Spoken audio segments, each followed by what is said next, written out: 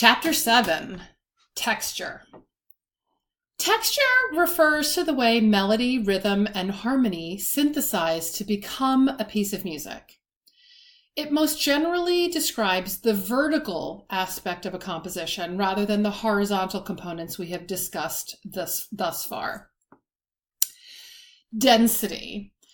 So really with density, we're talking about how thick is the texture, how many parts. If there's only a few parts, it's considered thin. If there's a lot of parts, it's considered thick.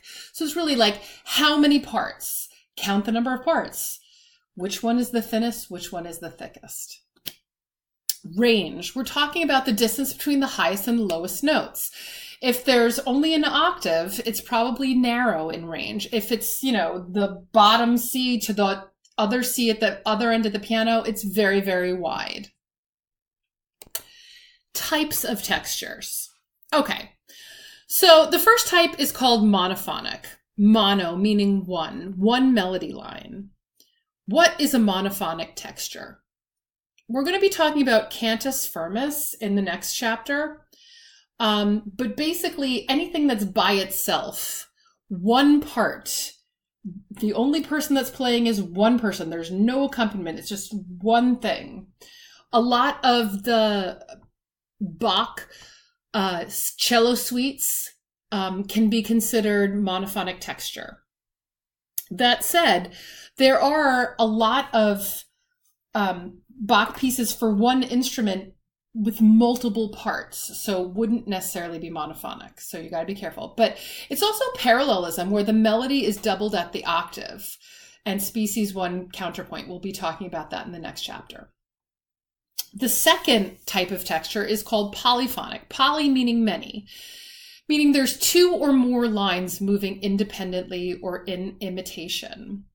So what does imitation mean? Meaning it's kind of the same.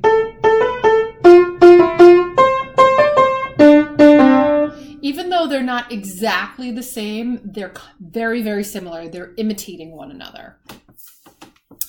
And how does that relate to a sequence? A sequence kind of can be imitation if it follows the parameters of sequences, like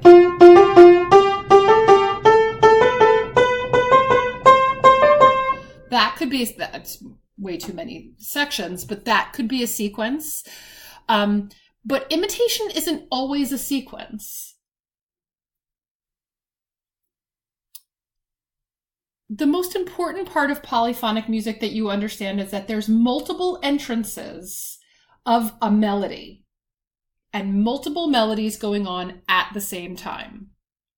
Okay, homophonic texture. Homo meaning the same. It's really just melody plus accompaniment.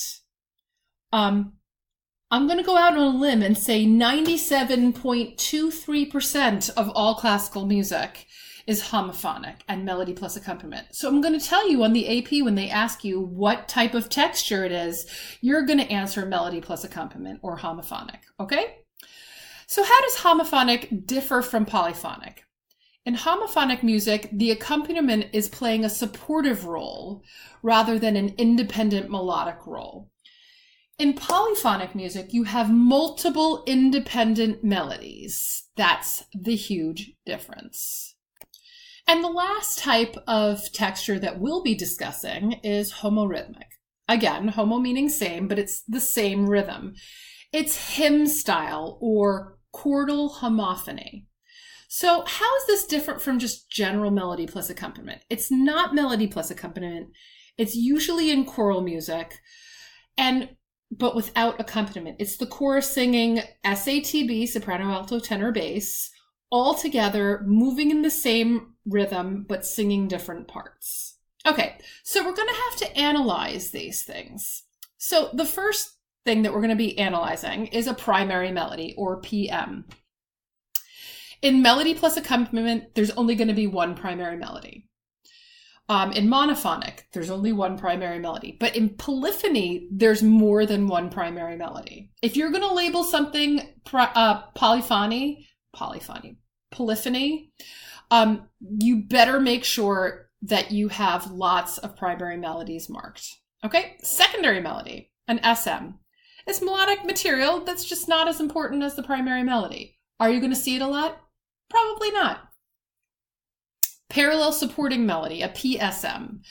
Harmonic support, usually at a constant interval, and it follows the outline of the primary melody.